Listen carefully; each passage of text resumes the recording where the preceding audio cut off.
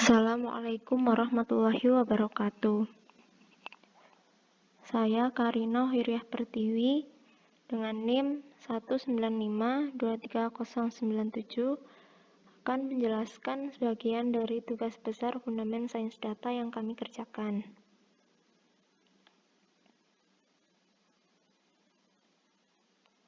Di sini kami menggunakan dataset Heart tentang potensi penyakit jantung. Sumber data yang kami gunakan adalah dari Kaggle. Pertama-tama kita input data ke R terlebih dahulu. Setelah itu kita buat R Markdown-nya.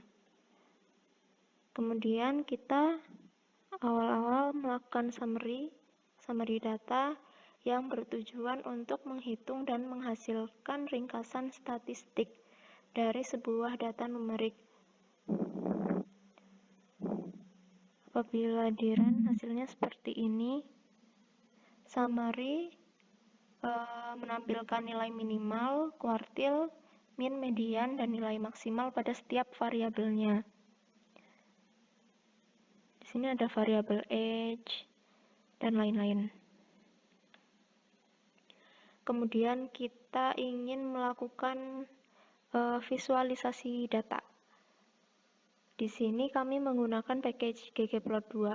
Setelah itu kita membandingkan variabel atau fitur dengan menggunakan plot pairs.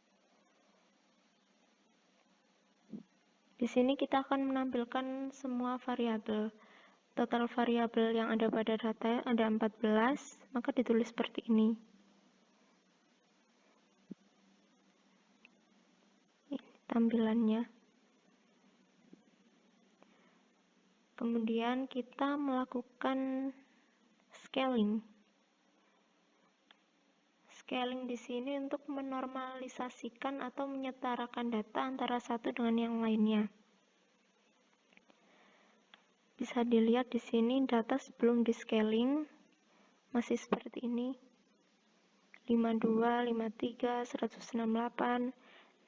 Nah, setelah di scaling hasilnya jadi seperti ini.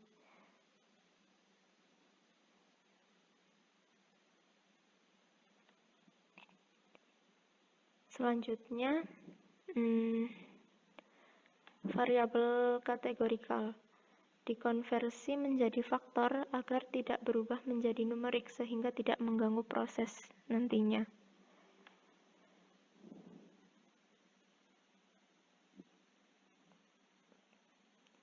Kemudian lakukan summary lagi, akan terlihat perbedaan summary pada awal tadi dengan summary setelah dilakukan pengkonversian.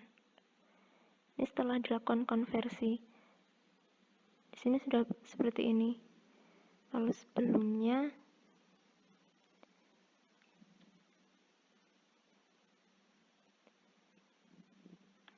di sini terlihat data yang sudah dinormalisasi dan data kategorikal berubah menjadi faktor. Penjelasan selanjutnya akan disampaikan oleh rekan saya. Baiklah, saya Mulia akan melanjutkan presentasi.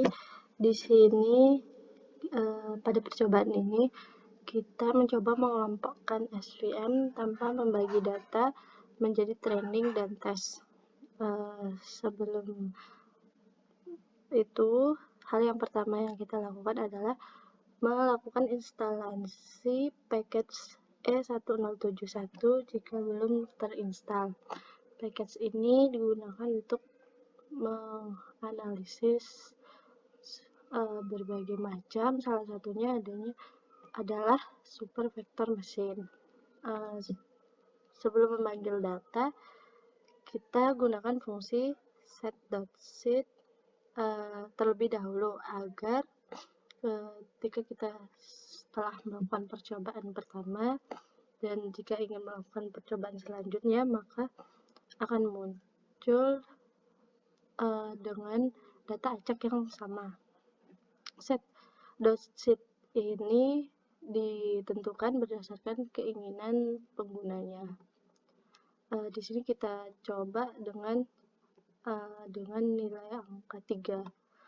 Kemudian kita lanjut membuat model yang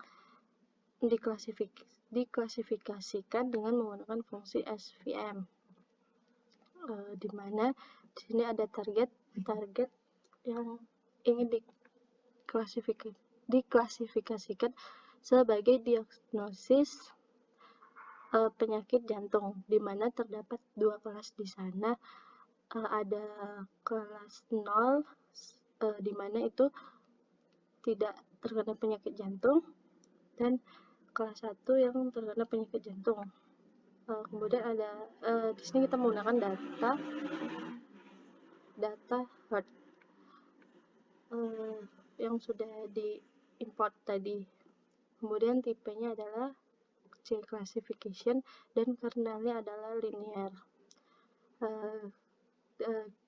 Jika kita ingin memanggil modelnya, kita bisa tuliskan yang sudah kita inisialisasikan tadi.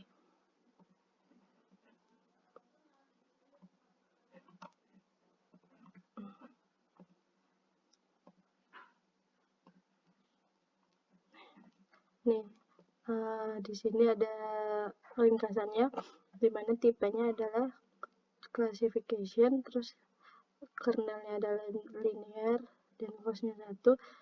Jumlah dari supervektor yang dibutuhkan adalah 342. Kemudian kemudian ada contoh 2. Di sini kita menggunakan membagi data menjadi training data dan testing. Tadi sebelumnya tidak membagi data, sekarang kita membagi data. Lakukan instalasi package dulu jika belum diinstal, yaitu library caret. Kemudian kita harus panggil library-nya terlebih dahulu. Sebelum memanggil data, sama seperti tadi, kita gunakan set.set agar bisa digunakan lagi dengan menghasilkan angka yang sama seperti percobaan sebelumnya. Kemudian di sini kita pembagian data menjadi training data dan test data dengan fungsi train control, di mana metodenya adalah CV atau cross validation dengan sejumlah 5 lipatan atau 5 fold. Kemudian lanjut dengan membuat model SVM menggunakan fungsi train. Terus targetnya yaitu seperti yang tadi, targetnya yaitu diagnosis penyakit jantung, datanya yaitu data heart, kemudian metodenya adalah SVM linear. Terus train control yang digunakan adalah train control yang sudah diinisialisasi tadi.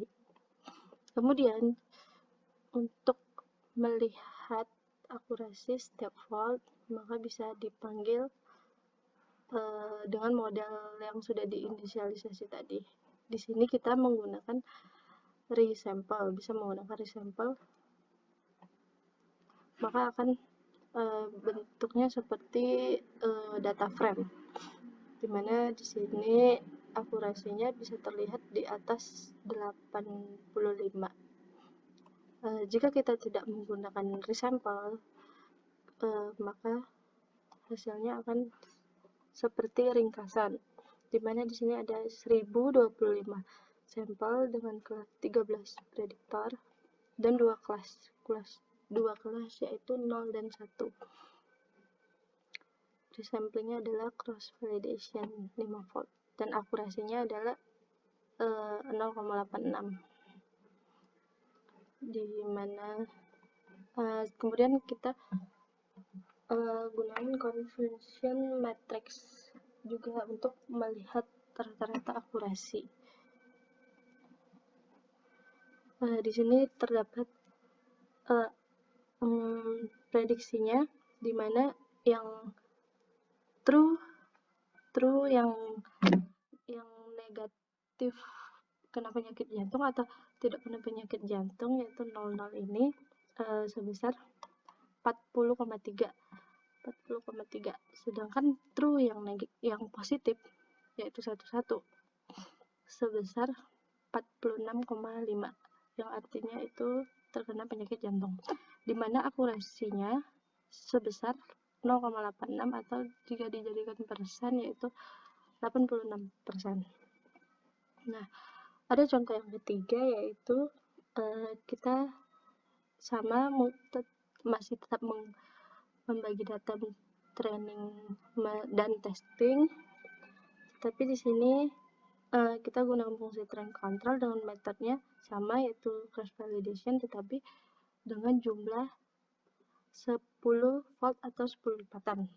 Untuk pemodelan kali ini kita gunakan sama, yaitu target, di mana datanya hard, tetapi di sini yaitu metodenya yang berbeda, yaitu metode yang sebelumnya adalah SVM linear dan sekarang adalah SVM radial, dimana train controlnya yaitu train control yang sudah diinisialisasi sebelumnya. Terus kita bisa memanggil data tadi.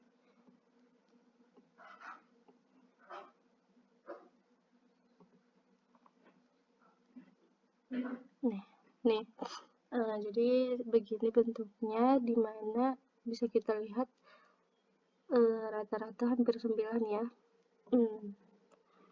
Rata memiliki 9 sampel. Kemudian dengan 0,9 ke atas, dimana ini ada convolution matrixnya, prediksinya yaitu true yang negatif, yang tidak terkena penyakit jantung adalah 3,7, dimana true yang positif yang terkena penyakit jantung 11 yaitu 48,5.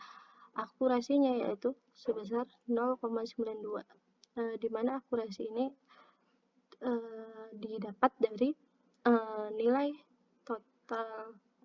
nilai true yang negatif atau yang 0 ditambah nilai true yang positif atau 1